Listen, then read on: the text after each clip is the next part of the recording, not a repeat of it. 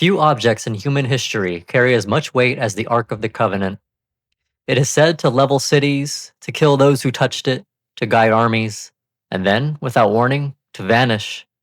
Depending on who you ask, the Ark was a sacred chest containing divine law, a lost relic buried beneath Jerusalem, a secret treasure guarded in Ethiopia, or a metaphor that somehow required very specific construction instructions.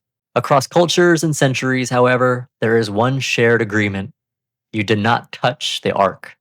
Not casually, not accidentally, and definitely not to help. Tonight, we're not trying to locate the Ark. We're asking a quieter question. What kind of object inspires worship, fear, and safety warnings at the same time?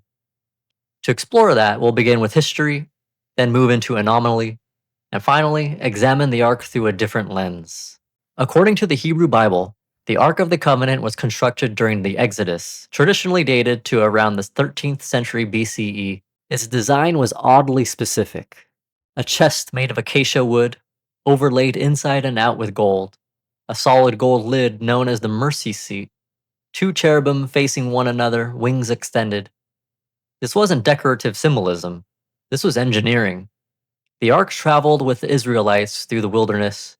It went ahead of them into unknown territory. It was present at Jericho, where the city walls famously collapsed. And when the Ark rested, it wasn't displayed, it was hidden. Which is interesting, because most religions like to show off their holiest objects. Scripture doesn't hedge when it comes to the Ark's risks. When Uzzah reaches out to steady the Ark as it begins to fall, he dies instantly. No warning, no slow decline, just contact. When the Philistines capture the Ark, their cities experience disease and chaos. Their idols fall over, apparently on their own. At some point, they decide returning it was the safest option, which suggests they didn't think it was symbolic either. Even Moses approaches the Ark indirectly, through ritual, smoke, and distance. This leads to an uncomfortable question. If the Ark represented divine presence, why did it behave like something you'd label do not touch? Some scholars suggest these stories are metaphorical. Others point to exaggeration common in ancient texts. But engineers examining the Ark's description notice something unusual. Gold is an excellent conductor. Acacia wood insulates. The Ark is enclosed. The poles prevent grounding. In modern terms, this resembles a primitive electrical capacitor. That doesn't mean the Ark was a weapon, but it does mean it could store energy, which would explain the insulation, the warnings, and why people who touched it had a very bad day. Still, power alone doesn't explain reverence. For that, we need to talk about control. Only priests from the tribe of Levi were allowed near the Ark. Only under specific conditions, only after purification rituals, only at designated times.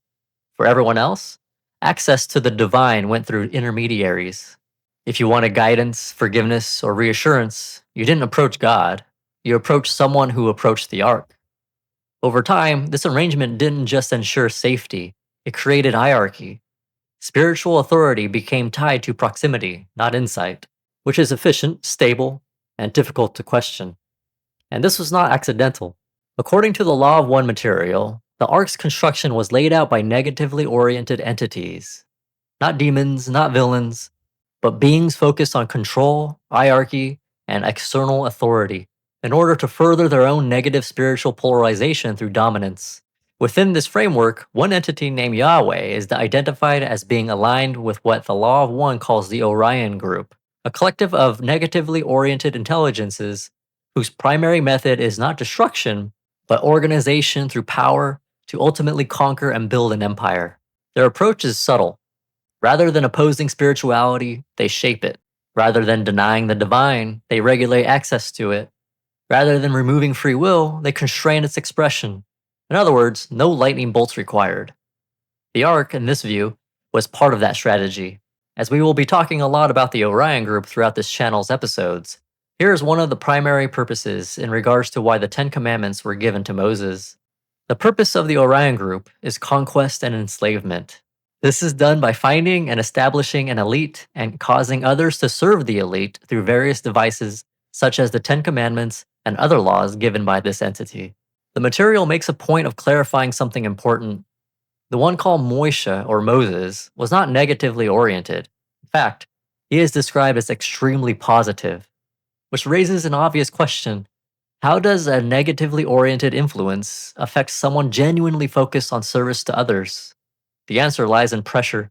Moses is described as standing in the middle of what Ra calls an intensive battleground between positively oriented forces attempting to preserve a simple, internal understanding of the law of one, and negatively oriented sources attempting to redirect that understanding into external rules and structures. Moses was open, sincere, focused on freeing his people.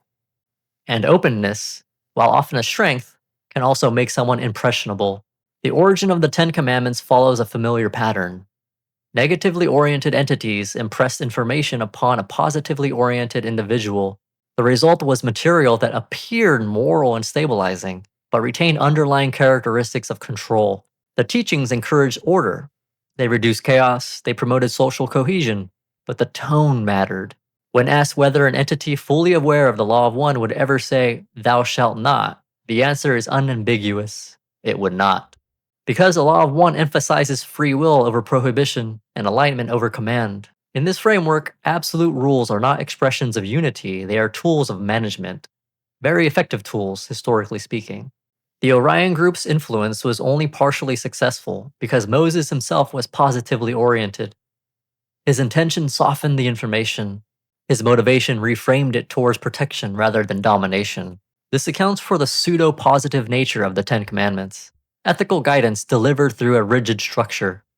But the balance didn't hold. Moses eventually lost credibility among his people, not because he failed, but because the system overtook the message. What began as guidance became law. What began as understanding became enforcement. And Moses was removed from the historical stage, described as saddened, having lost the original vision of freeing his people through inner realization rather than external authority. In this interpretation, neither the Ark nor the commandments were lies. They were distortions, close enough to truth to be accepted, structured enough to be enforced, and powerful enough to endure for thousands of years. And yet, despite that design, something unexpected happened, because the Ark did not respond the same way to everyone. Now, let's get back to that Ark and what it was really meant to do. Its function was simple yet powerful. It was built to amplify intention.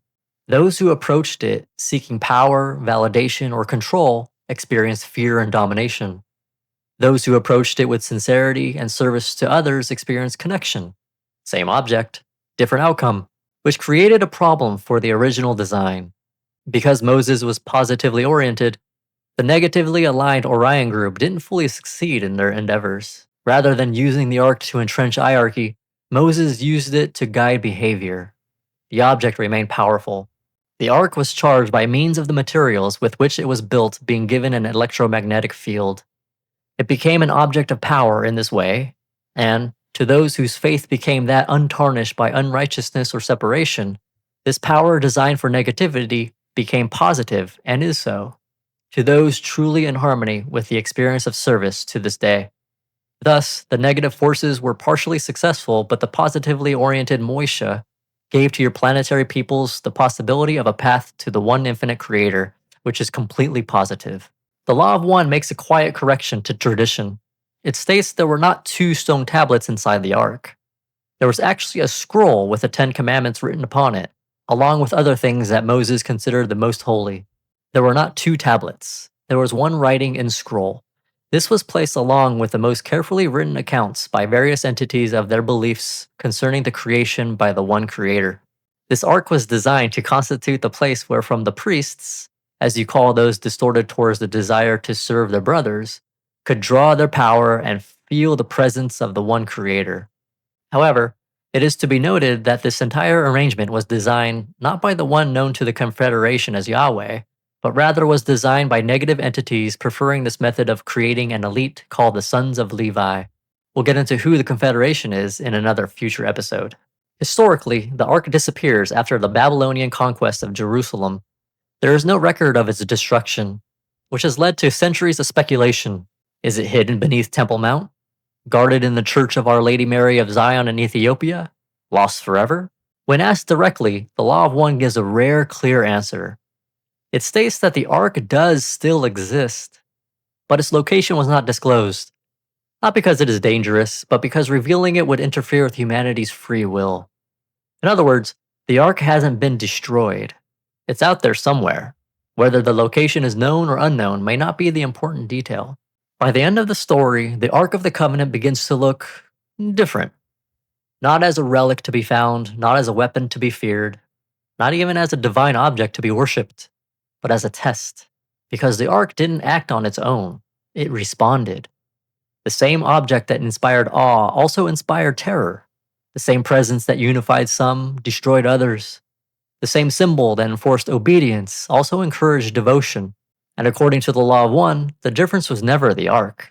It was intent. When approached with fear, the ark reinforced fear. When approached with control, it enforced hierarchy. When approached with service, it became something else entirely, which raises an uncomfortable possibility. Maybe the ark wasn't revealing the will of God at all. Maybe it was revealing the state of the one standing in front of it. That idea doesn't stop with ancient artifacts. We see it everywhere. The same knowledge can liberate or dominate. The same technology can connect or control. The same belief can heal or divide. And it all depends on what we bring to it. History suggests we bring a mix. The law of one frames this as a universal principle. Tools are neutral, systems are flexible.